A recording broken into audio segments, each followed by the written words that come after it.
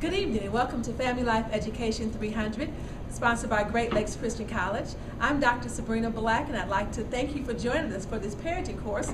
We're here with Marge tonight, and Marge is going to be sharing with us about life management skills for single parents. Welcome, Marge. Thank you very much. We're so glad that you're able to join us tonight. I'm glad to be here. And you come with lots of experience, and so we look forward to hearing some of your answers and how it might help our listening audience. I'm going to do my best. Great. That's all we ask of you. Here you go. Question number one, Marge. What can I do to keep my home in order? House cleaning has to be organized. Chores have to be done. The kids are all over the place. How can I ever manage all these tasks? Well, first and foremost, you have God. You have to put God in your home. You have to start off your day with God. Okay. And then sit down and make a list of things that you have to accomplish and things that you need to do. And just check those off as you get through. And if you don't get to everything, put it on your list for tomorrow. Great. So you say start with God, then make a list. But what about all those dishes that are piling up and all those kids running around making noise? You say still make a list and then check it off? Well, you can still make your list.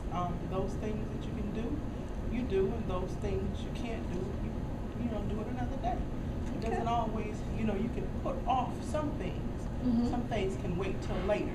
You have to be able to prioritize Mm-hmm. your list that you have to do.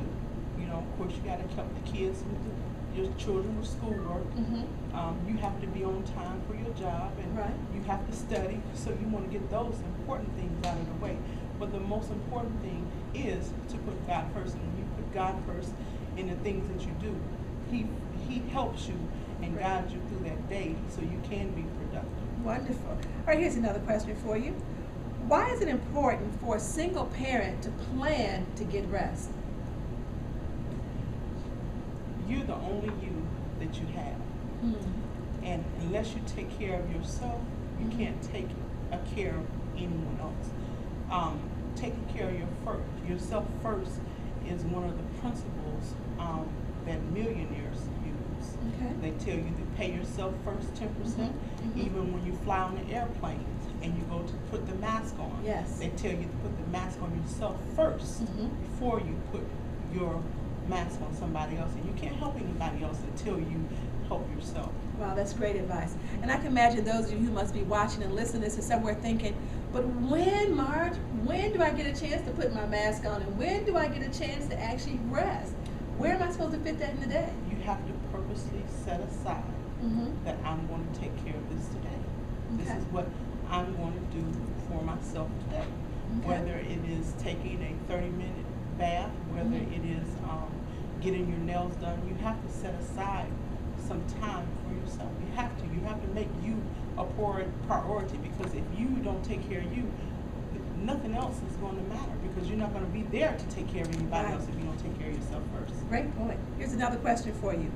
How should I renew my thinking in order to combat prideful thoughts that keep me from asking for help? I don't want people to know how bad I'm doing.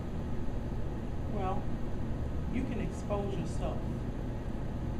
My grandmother had a saying, everybody's business ain't nobody's business. But with that, you have to put yourself in position with people that are going to help you and are willing to help you, and not go around gossiping about you or talking about you. You don't have to expose everything, but put yourself in a position, sign up for some classes, put your children in some classes, use your tools. You have your community church that you go to. Find out what's going on at the church. Find out what's going on at the community center, and expose yourself to those things. Wow, those are great suggestions. There are a lot of free opportunities that you have to ask questions about things that you're interested in. Go to your school and get information from your school. Get information from your job. Talk to other people who are single, who have their children involved, and find out what steps they have gone about to get those things in place. Okay. Tell us about this book that you're holding here, this parenting text. What is that all about? Well, this is a guideline for raising children and becoming parenting. It deals with a lot of social issues. It talks about parenting from different styles, from the straight to the gay and lesbian couples. It talks about abuse. It just really is an informational booklet that exposes you to a variety of teaching styles. It teaches you how to help yourself and also help your children. Excellent. Thank you so much for sharing that. Just have 2 more questions for you. What are some topics that single moms should consider talking about God with? You say spend some time with God. What should I talk to God about when we spend time together? Whatever concerns you, because what concerns you concerns Him, and He loves you, and that's a way of He knows about you already. The Word says that He's acquainted with you so much that He is able to know the hairs on your head.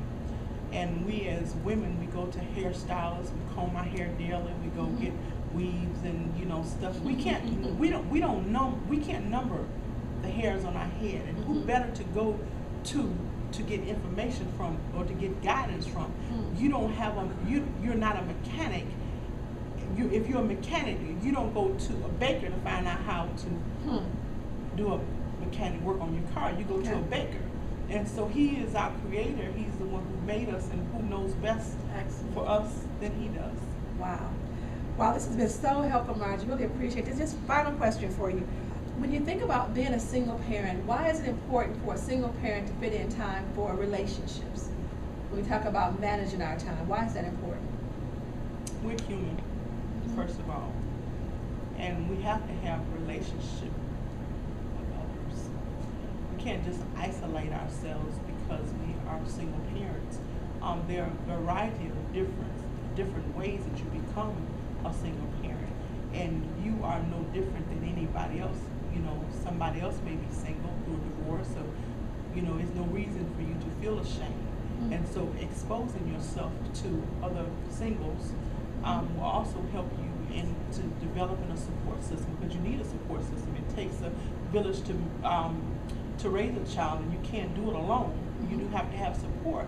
And what better way of gaining support than those who are experiencing what you're experiencing, and you learn from each other.